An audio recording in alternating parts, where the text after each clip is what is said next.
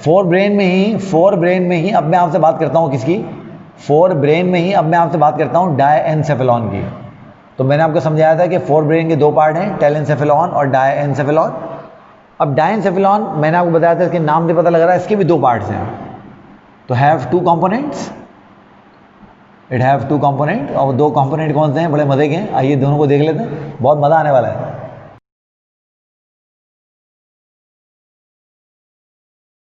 तो पहला जो कंपोनेंट है इसका, उसको कहते हैं थैलेमस। देखिए आप ना ब्रेन को हल्का ना लिया करें। ब्रेन एक इतनी ज़बरदस्त मशीनरी है कि उसके पास हज़ारों तरह की इंफॉर्मेशन एट ए टाइम आ रही होती है। और literally I am telling you कि हज़ारों तरह की इंफॉर्मेशन। जैसे इस वक्त आप बैठे हुए मुझे देख रहे हैं ना, आप इमेजिन तो करें कि आपके पास क्या क्या इन्फॉर्मेशन आ रही होगी।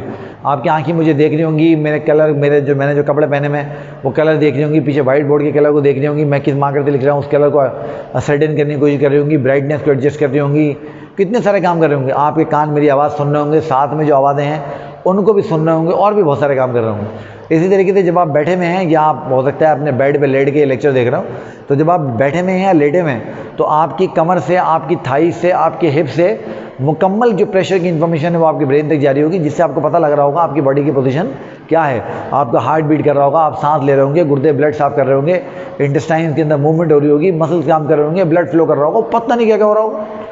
तो लिटरली हज़ारों तरह की information at A time brain के पास आ रही होती है और जा रही होती है। अब ब्रेन के पास जो भी इन्फॉर्मेशन आती है वो सारी की सारी किसके पास आती है, थैलेमस के पास।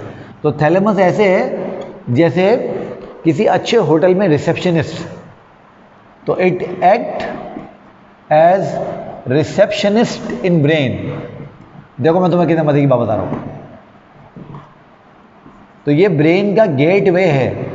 जैसे आप जाते हैं किसी होटल में, फ़र्ज़ करें आप गए कराची, आपका कोई मेहमान इंग्लैंड से आया हुआ था और कराची किसी होटल में रुका हुआ था। उसने कहा, लेट सपोज उसने कहा कि यार आ जाओ, मैं हॉलीडे इन में रुका हूँ।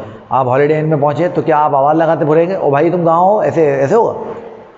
ऐसा तो नहीं होगा ना। आप क्या करेंगे, आप रिसेप्शन पे जाएंगे, रिसेप्शन पे जाके रिसेप्शन पे जो बंदा या जो खातून बैठी होंगी उनसे पूछेंगे, यार वो मेरे गेस्ट ऐसे आए हुए हैं, आप मुझे बताइए कहाँ हैं। तो फिर वो लिस्ट देख के, रिकॉर्ड देख के आप बता देंगे भाई फलाने रूम में है। फिर वो फ़ोन करके उनसे पूछेंगे, या तो आपको उनके पास भेजेंगे या उनको नीचे लॉबी में बुला लेंगे।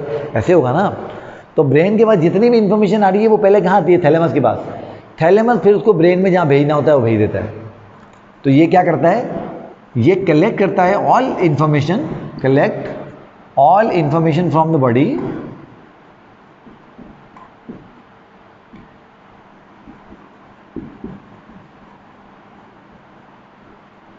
and then send it to appropriate part of brain, send it to appropriate part of brain। Brain के अप्रोप्रिएट पार्ट तक तो पहुंचा देता है। जैसे मैंने आपको बताया विजन ऑक्सीपिटल लोब के पास है, तो विजन की इन्फॉर्मेशन ऑक्सीपिटल लोब पर चली जाएगी। ठीक है, मैंने आपको बताया सुनने की पैराइटल लोब पास है, पैराइटल लोब पर चली जाएगी। इसी तरीके से मैंने आपको बताया सेंसरी पैराइटल लोब पास है, पैराइटल लोब पर आ जाएगी। सूंघने की टेम्पोरल लोब पास है, टेम्पोरल लोब पर चली जाएगी। इस तरह से होगा। ठीक है, तो ये इस तरह काम करता है।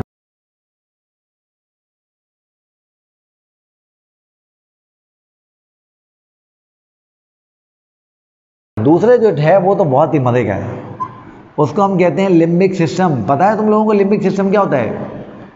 ये वो सिस्टम है जो हम इंसानों को इंसान का बच्चा बनाता है। लिम्बिक सिस्टम कौन सा सिस्टम है? ये वो सिस्टम है जो हम इंसान के बच्चों को इंसान का बच्चा बनाता है। देखो इंसान क्या है, इंसान इज एन इमोशनल बीइंग।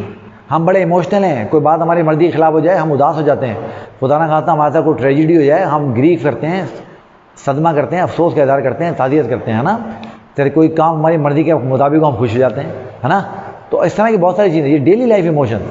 तो limbic system is a system of emotions, is a system of, ये हमारे ब्रेन का वो पार्ट है जो हमारे इमोशंस को कंट्रोल करता है, एहसासात को, ख्यालात को। Is made up of 3 parts. ये भी 3 पार्ट से मिलकर बना होता है। और देखो ये बहुत ही मजे के हैं तीनों। वो कौन कौन है?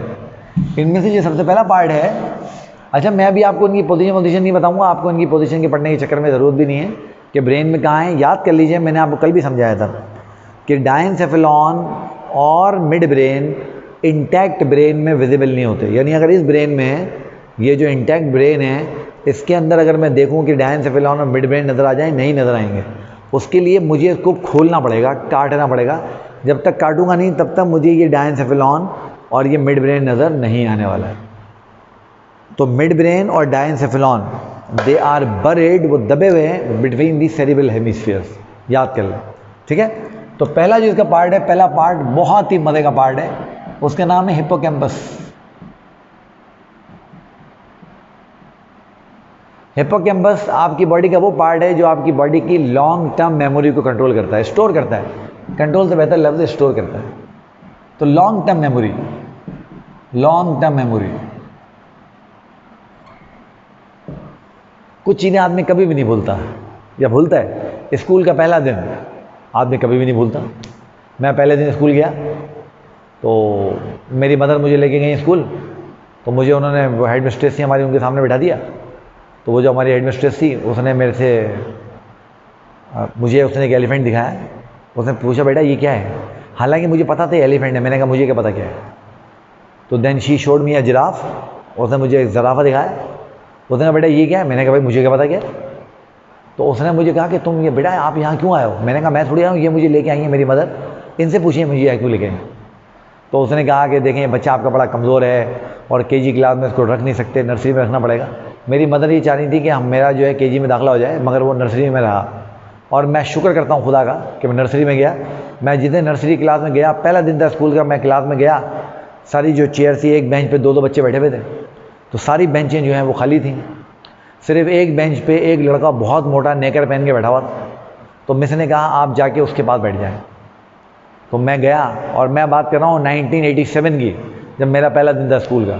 तो मैं जब उसके पास गया तो जैसे ही मैं जाके बैठा तो उसने मेरी तरफ हाथ बढ़ाया। उसने कहा मेरा नाम सिकंदर है। मैंने कहा मेरा नाम आसिम है। वो बागड़ बिल्ला, उससे आज मैं सुबह बात करके यहाँ पे आया। मतलब वो आज तक मेरे साथ है। हमने स्कूल साथ किया, हमने कॉलेज साथ किया, हम यूनिवर्सिटी में साथ रहे, हमने कमीशन साथ की, हमने स्पेशलाइजेशन साथ की। उसकी मदर इतना ख्याल करती थी, इतना प्यार करती हैं, तो इंतकाल हो गया, अल्लाह उनकी मग़फ़िरत करे। मैं कभी कभी उनकी मदर को कहता था ऐसे मजाक में कि हम दोनों शादी भी एक ही दिन दो बहनों से एक साथ कर लेंगे, ताकि ये बिल्कुल मसले एक तरह हो जाए। तो अच्छा हुआ ना मैं केजी क्लास में नहीं गया, नहीं तो वो मुझे मिलता नहीं। खैर बहरहाल, तो इस तरह की लॉन्ग टर्म मेमोरी देखें ना, 1987 की बात है, वो मुझे ऐसे याद है फिल्म की तरह जैसे कल की बात हो। इस तरह की तो और भी बहुत सारी चीज़ें नहीं भूलते। अगर आप कभी सिगरेट पीते हैं छुप के पहली मरतबा, भूलते हैं कभी? कभी भी नहीं भूलते, है ना। और भी इस तरह की चीज़ें, पहली फिल्म जो आप सिनेमा में जाके देखते हैं आपको याद रहती है, पहली शादी घर की जो आप अटेंड करते हैं होश में, आपको याद रहती है। ये लॉन्ग टर्म मेमोरी है। अच्छा मज़े की बात सुन लो कि साइकोलॉजी में लॉन्ग टर्म मेमोरी का, मेडिकल में लॉन्ग टर्म मेमोरी से मुराद क्या होती है तुम्हें पता है? हर वो मेमोरी जो 8 सेकंड से ज़्यादा हो जाए वो लॉन्ग टर्म मेमोरी है। देखो मैंने कितने मज़े की बातों को बताई। हर वो मेमोरी जो 8 सेकंड के स्पैन से ज़्यादा हो जाए वो लॉन्ग टर्म मेमोरी है, और जो 8 सेकंड से कम हो वो शॉर्ट टर्म मेमोरी है। ठीक है, तो ये लॉन्ग टर्म मेमोरी को तो स्टोर करता है, साथ में ये शॉर्ट टर्म मेमोरी को लॉन्ग टर्म मेमोरी बनाने में भी हेल्प करता है। तो help in converting short term memory into long term memory.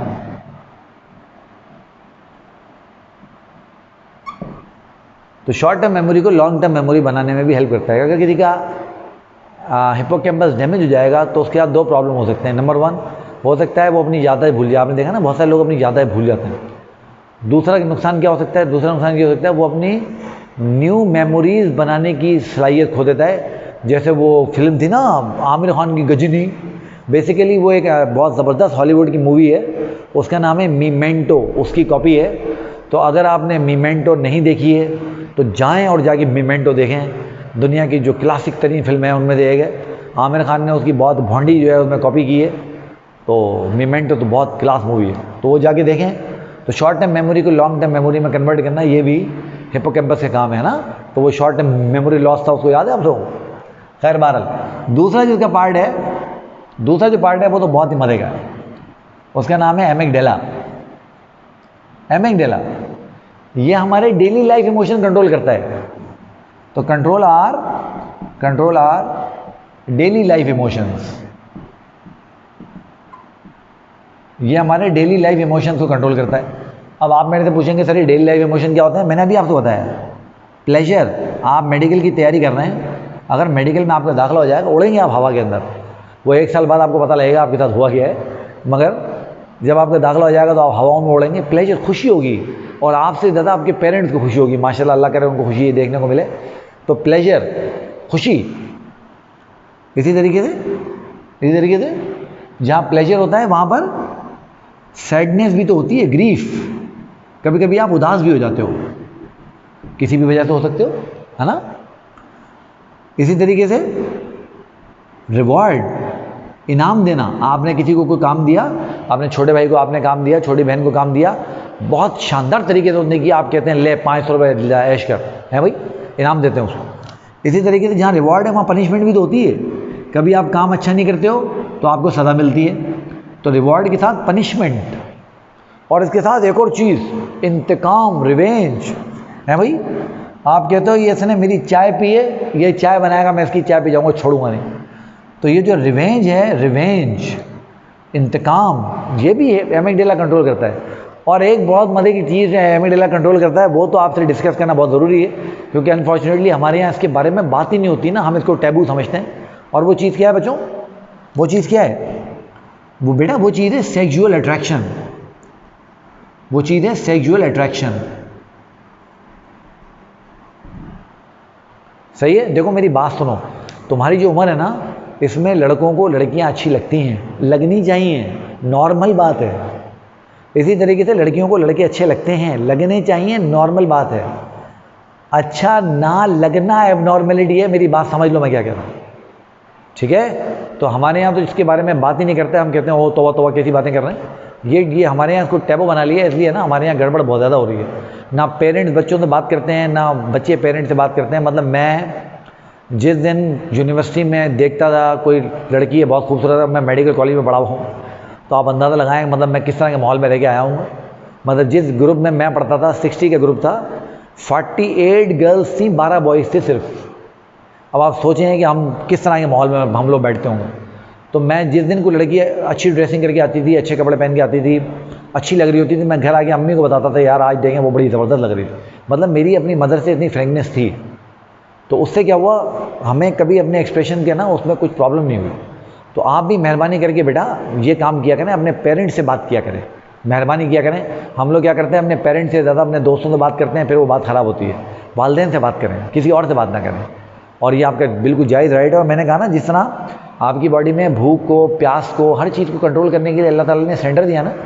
देखो सेक्सुअल अट्रैक्शन को कंट्रोल करने के लिए भी सेंटर दिया है, इसका मतलब ये चीज़ नॉर्मल है, तो इसको एबनॉर्मल ना समझो।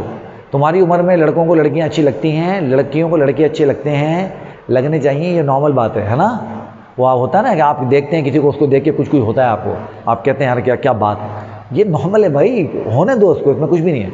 हाँ, ये बड़ी इंपॉर्टेंट बात है, ये भी आपको समझाना ज़रूरी है। याद कर लें, किसी को एडमायर करने में, किसी को पसंद करने में और छिछोरपन करने में फ़र्क होता है। तो छिछोरपन ना करें, मेहरबानी करें, है ना। तो किसी को एडमायर करने में कोई बुराई नहीं है, इस्लाम भी आपको इजाज़त देता है ना। वह आप सल्लल्लाहु अलैहि वसल्लम ने इस बात की इजाज़त दी है कि अगर आप निकाह से पहले कोई लड़का लड़की आपस में मिलना चाहें तो मिल सकते हैं, इसमें कोई ऐसी बात नहीं। मगर मैंने क्या कहा, छिछोरपन नहीं करना है, ये मेरी बात समझो। तो ये आपके जो डेली लाइफ के इमोशन हैं, ये सारे के सारे एमिगडाला के पास हैं बच्चों। बहुत ही ज़बरदस्त सिस्टम है हमारी बॉडी का, अल्लाह ताला ने हर चीज़ जो है हमें वो दी है जिसकी हमें ज़रूरत थी। अच्छा, उसके बाद देखें, तीसरा जो पार्ट है हमारे लिम्बिक सिस्टम का, उसको हम कहते हैं हाइपोथैलेमस। अब देखो फिर याद करो, हाइपो का मतलब क्या होता था, बिलो, और थैलेमस अभी आपने पढ़ा था रिले सेंटर। तो ये ब्रेन का एक ऐसा पार्ट है जो थैलेमस से नीचे होता है। तो it is located below thalamus,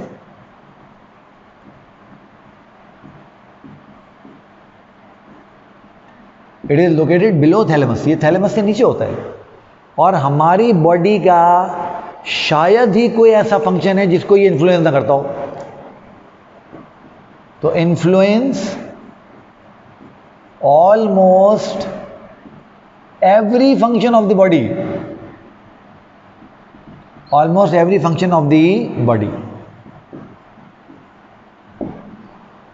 ठीक है। हर फंक्शन को इन्फ्लुएंस करता है, हर फंक्शन को। दो चार के मैं नाम लिख देता हूँ आपको। जैसे आपको याद है हमने थर्मो रेगुलेशन पढ़ी थी, तो आपको याद है मैंने आपको बताया था कि हाइपोथैलेमस आपकी बॉडी का थर्मोस्टेट है। तो थर्मो रिसेप्टर इसके बाद इंफॉर्मेशन भेजते हैं, फिर ये फैसला करता है कि हीट सेव करनी है या लूज करनी है, यानी सर्दी है या गर्मी है। इसी तरीके से ऑस्मो रेगुलेटरी सेंटर है बॉडी का, ये आपकी और मेरी बॉडी में ऑस्मो रेगुलेशन करवाता है। इसके अंदर सेल्स हैं जो कंटिन्यूसली बॉडी में सॉल्ट और वाटर बैलेंस को मेंटेन करते रहते हैं। वो देखते रहते हैं जहाँ सॉल्ट ज़्यादा होता है पानी पीने के आपको प्यास लगाते हैं, जहाँ सॉल्ट कम होने लगता है वहाँ प्यास को कम कर देते हैं। इस तरह से होता है। इसी तरीके से और ये क्या करता है, पूरे एंडोक्राइन सिस्टम को कंट्रोल कर रहा है, पूरे एंडोक्राइन सिस्टम को कंट्रोल करता है। जब हम एंडोक्राइन सिस्टम पढ़ेंगे ना, इसके बाद मैं डिटेल में बात करूंगा, आपसे बहुत मज़ा आएगा आपको। इस तरीके से और ये क्या करता है, और जनाब अली ये आपकी एपिटाइट को कंट्रोल करता है, ये आपकी हंगर को कंट्रोल करता है। अब देखो हंगर में और एपिटाइट में फ़र्क समझ लो। आप बोलोगे यार एपिटाइट का मतलब भी भूख लगना, हंगर का मतलब भी भूख लगना, सर ने अलग अलग क्यों लिखा है? देखो मेरी बात सुनो, दोनों में फ़र्क है। हंगर क्या होती है? हंगर का मतलब होता है भूख लगना। आप आए कॉलेज से और बहुत सख्त आपको भूख लग रही थी, आपने अम्मी को कहा अम्मी बताएं क्या खाना बनाया है। अम्मी ने कहा लो भाई ये भिंडी बनाई। आप गए, आपने भिंडी खाई, खुदा का शुक्र किया कि या अल्लाह आपका शुक्र है कि आपने हमें खाने को जो है वो रोटी दी। एक तो ये चीज़ हो गई, ये हंगर है कि भूख लग रही है, कुछ भी सामने आ जाए आप खा जाओगे। एक आपने कभी नोट किया, आप जाते हो अम्मी के पास और अम्मी के गले में हाथ डालते हो, कहते हो अम्मी बड़े दिनों से बिरयानी नहीं खाई, आज तो बिरयानी तो खिलाते हैं, मूड हो रहा है बिरयानी खाने का। तो ये जो कुछ खाने का मूड हो रहा है ना, ये एपिटाइट।